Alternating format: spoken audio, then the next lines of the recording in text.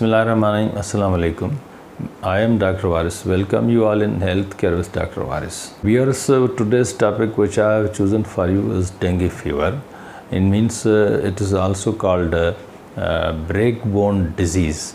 This type of fever is so severe that a patient feels very pain and aches in all parts of the body. This dengue fever is caused by the bite of the mosquito infected with flavivirus, dengue virus, which is caused class of the Aedes aegypti mosquito, which bites to man, which is infected with the flavivirus, that's called the dengue virus. This is endemic in continents of the Asia, America and Africa.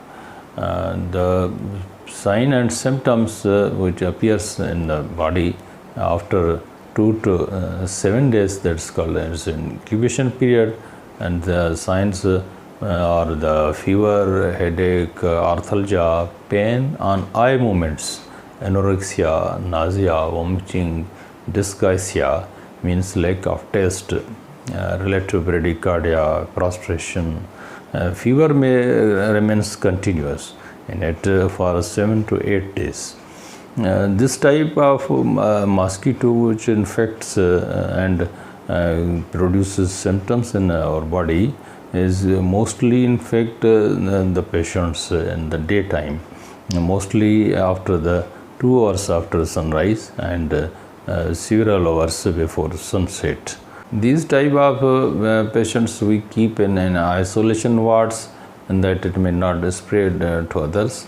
It becomes very serious and dangerous when dengue hemorrhagic fever or when dengue hemorrhagic shock conditions occurs, when the thrombocytes condition becomes very deteriorated, means decreased up to below 10,000. So this condition becomes very serious. And when we see on labs, then there we will find the leukopenia, neutropenia and thrombocytopenia, and increase the ALT and AST tests. A very simple test to determine this condition is a positive tourniquet test. In this very blood pressure cuff press for 5 minutes at the mid of systolic and diastolic, and then we will see the 10 to 20 petechiae in per square inch of our arm. And then it will be confirmed and very slight symptom sign, and then we see that this could be the dengue hemorrhagic fever. There are 4 types of dengue. When one person can be infected with one type, then this can be immune with that type and next time, but in the other 3 types remains and can infect the same person at any time. On diagnosis point of view, we will see an enzyme linked immunosorbent assay, means on ELISA, we see the antibodies, seroconversion, IgM, and 4-fold rise in IgG.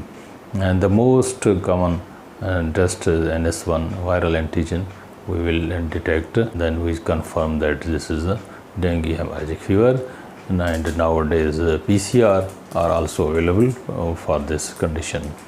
Coming on the treatment, we will most commonly treat to replace through fluid, means fluid management, and we will avoid aspirin in this condition as well.